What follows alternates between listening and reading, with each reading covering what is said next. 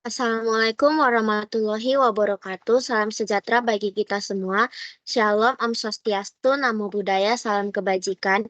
Kami dari kelompok TechUps akan membawakan presentasi dari tugas mata kuliah infrastruktur TI. Ada dua bab yang akan kami presentasikan, yaitu model infrastruktur dan user device. Penjelasan materi akan dimulai dari rekan saya.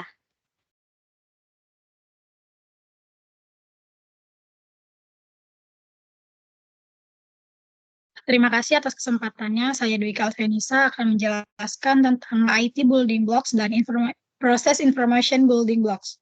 Building Blocks suatu konsep yang menggambarkan komponen-komponen penting dari sistem informasi yang digunakan untuk membangun dan mengoperasikan sistem informasi, termasuk hardware, software, SDM, jaringan, dan informasi.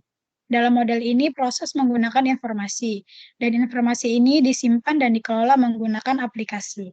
Aplikasi memerlukan platform aplikasi dan infrastruktur untuk dijalankan.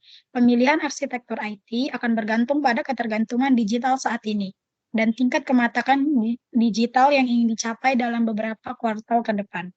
Proses Information Building Blocks merupakan komponen yang penting dalam arsitektur IT yang mencakup aspek-aspek seperti proses bisnis, data, dan aplikasi yang digunakan untuk mendukung operasi dan tujuan bisnis suatu organisasi. Proses-proses ini bersifat spesifik bagi organisasi karena menjadi pembeda utama antar organisasi. Materi selanjutnya akan dijelaskan oleh rekan saya.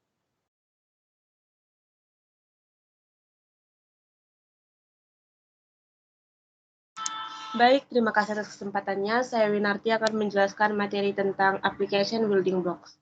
Application Building Blocks adalah istilah yang digunakan dalam pengembangan perangkat lunak untuk merujuk pada komponen-komponen dasar yang digunakan dalam pembangunan aplikasi atau juga dapat dikatakan bangunan perangkat lunak untuk memecahkan aplikasi menjadi komponen-komponen yang lebih kecil dan terpisah.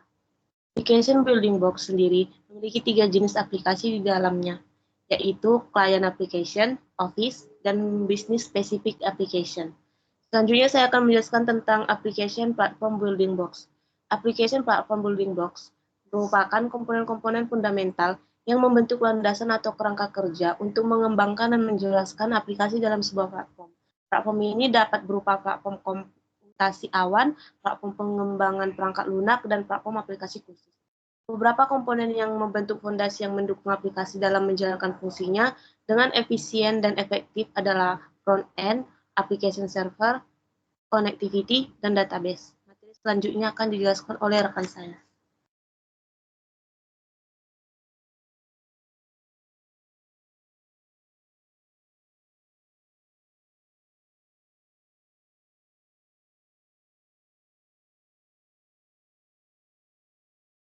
Baik, terima kasih atas kesempatannya. Saya Momarido Arhab akan menjelaskan tentang infrastruktur building blocks. Apa sih itu infrastruktur building blocks atau IPB? Itu merupakan komponen-komponen dasar yang membentuk infrastruktur teknologi informasi suatu organisasi.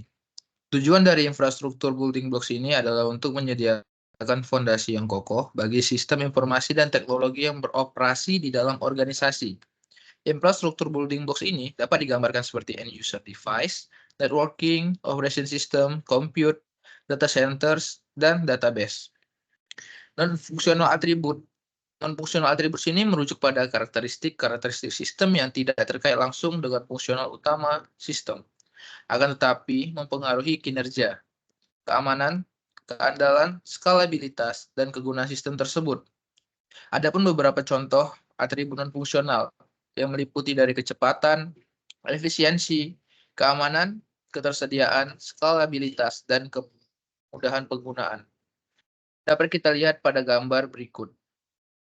Gambar berikut ini menunjukkan diagram blok dari sebuah sistem komputer. Diagram blok tersebut dibagi menjadi beberapa layer, yaitu layer fungsional dan layer non-fungsional. Baik, materi selanjutnya akan dijelaskan oleh rekan saya. Baik, terima kasih atas kesempatannya. Saya Fiorella akan menjelaskan mengenai layer fungsional dan layer non-fungsional.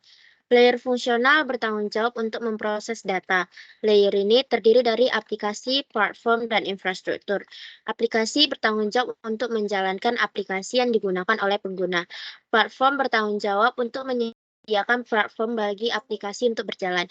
Infrastruktur bertanggung jawab untuk menyediakan infrastruktur dasar bagi sistem komputer, seperti jaringan, penyimpanan, dan komputasi. Layer non-fungsional bertanggung jawab untuk mendukung layer fungsional. Layer ini terdiri dari ketersediaan, kinerja, dan keamanan.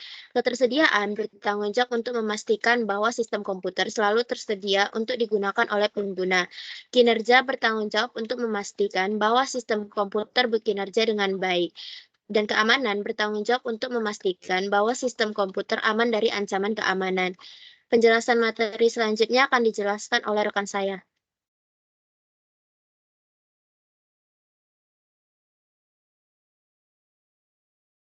Baik, terima kasih buat kesempatannya. Saya Tambunan Erika Nanda akan melanjutkan pembahasan topik kedua kami, yaitu end-user device. End-user device dalam model infrastruktur memiliki peran sebagai interface nyata antara pengguna dan sistem atau aplikasi yang disediakan. End-user device berfungsi sebagai perangkat keras yang digunakan oleh pengguna akhir untuk mengakses dan berinteraksi dengan infrastruktur manajemen seperti melakukan tugas-tugasnya, yaitu mengirim email, mengakses data, atau menjalankan aplikasi bisnis. End-user device dapat berupa komputer, laptop, ponsel, tablet, printer, dan masih banyak lagi. History and end-user device building blocks. Yang pertama, yaitu PC. Sejarah komputer telah mengalami perkembangan yang signifikan sejak awal abad ke-20.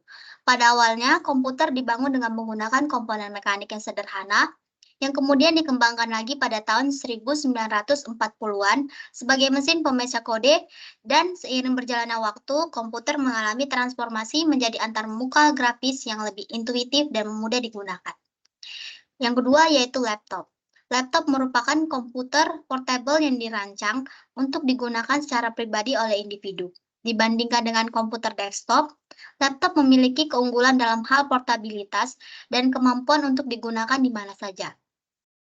Laptop memiliki peran penting dalam kehidupan sehari-hari, seperti bekerja, belajar, bermain game, menonton film, dan menjalankan aplikasi yang lainnya. Yang ketiga yaitu printer. Printer merupakan komponen penting infrastruktur TI, yang memungkinkan pengguna berinteraksi dengan aplikasi dan sistem.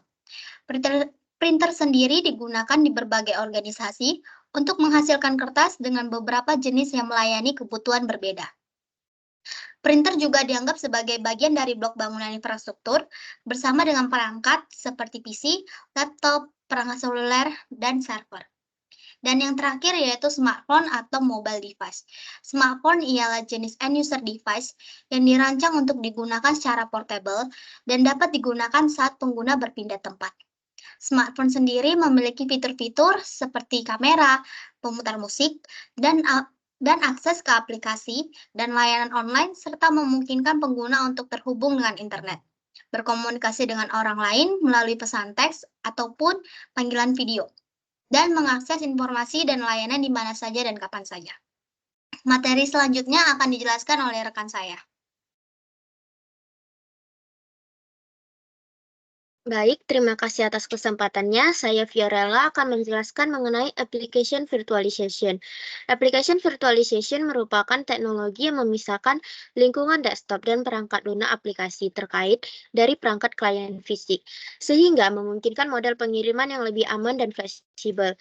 Virtualisasi aplikasi dirancang untuk menyediakan lingkungan tervirtualisasi untuk aplikasi yang dapat diakses dari jarak jauh dari perangkat apapun yang terhubung ke jaringan. Pendekatan ini memungkinkan pemisahan aplikasi dari sistem operasi yang mendasarinya, sehingga dapat meningkatkan keamanan dan menyederhanakan manajemen aplikasi. Materi selanjutnya akan dijelaskan oleh rekan saya.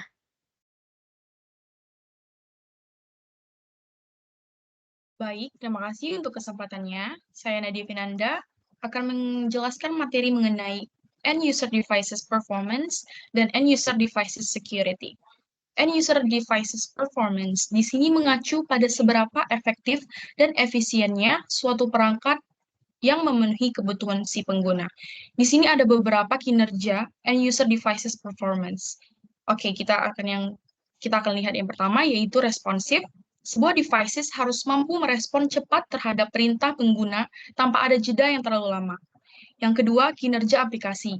Aplikasi dapat menjalankan aplikasi dengan baik tanpa ada stuttering atau jeda dalam permainan. Yang ketiga, stabilitas sistem operasi. Sebuah desktop yang stabil akan menjaga kinerjanya tetap konsisten tanpa adanya crash atau freeze yang sering terjadi. Yang keempat, kecepatan boot and load. Kecepatan load aplikasi yang cepat akan meningkatkan produktivitas si pengguna. Selanjutnya, kapasitas penyimpanan. Kapasitas penyimpanan yang besar akan memungkinkan pengguna untuk menyimpan banyak file dan data tanpa perlu khawatir tentang kehabisan ruang penyimpanannya. Yang terakhir yaitu kualitas tampilan. Memiliki kualitas tampilan yang baik itu seperti resolusi tinggi, reproduksi warna yang akurat, dan kecerahan yang baik. Itu akan meningkatkan pengalaman pengguna ketika menggunakan devices. Oke, yang kedua, end user devices security. End user devices security ini dijelaskan bahwa praktik dan teknologi yang dirancang untuk melindungi data, perangkat keras, perangkat lunak, dan pengguna individu dari berbagai ancaman keamanan yang dapat mengancam integritas, kerahasiaan, dan ketersediaan informasi yang disimpan atau diproses di perangkat pengguna akhir. Nah, di sini ada beberapa tips untuk meningkatkan keamanan pengguna akhir, yaitu pertimbangkan kebijakan penggunaan yang kuat, gunakan koneksi jaringan yang aman, hati-hati dengan situs phishing dan pencurian identitas.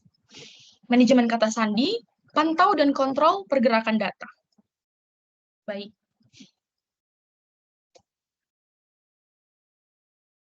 Baik.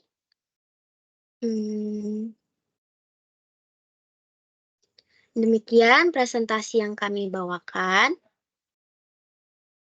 Semoga presentasi kami ini bermanfaat dan maaf apabila ada kesalahan perkataan atau informasi kami yang kurang tepat. Terima kasih banyak.